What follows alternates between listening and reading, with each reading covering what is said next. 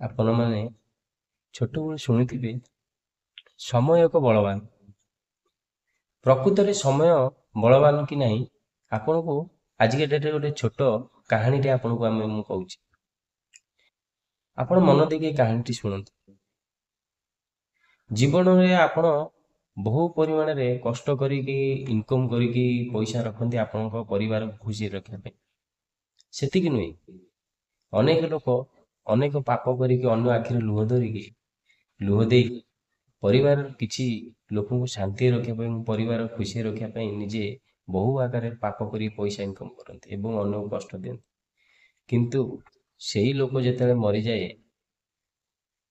ଯେତେବେଳେ ମରିଗଲା ପରେ ତାର 10 କ୍ରିୟା ସରେ, 11 ଦିନ ଯୋଉ ଦିନ ଭୋଜି ଦିଆଯାଏ, ଯୋଉମାନଙ୍କ ପାଇଁ ଏତେ ପରିଶ୍ରମ କରିକି ଆଖିର ଲୁହ ଦେଇକି ଅନ୍ୟମାନଙ୍କୁ ଦୁଃଖ ଦେଇକି ପଇସା ଇନକମ୍ କରିକି ବହୁ ପରିମାଣରେ ପଇସା ଠୁଳ କରି ରଖିଥାଏ, ସେଇ ଲୋକ 10 ଦିନରେ ତାକୁ ଭୁଲି ଯାଆନ୍ତି ଏବଂ 11 ଭୋଜିରେ ଯୋଉମାନେ ଭୋଜି ଖାଇବାକୁ ଆସନ୍ତି ତାଙ୍କୁ ସ୍ୱାଗତ ଜଣାଇବା ପାଇଁ ମୁହଁରେ ହସିକି ତାଙ୍କୁ ସ୍ୱାଗତ ଜଣାନ୍ତି।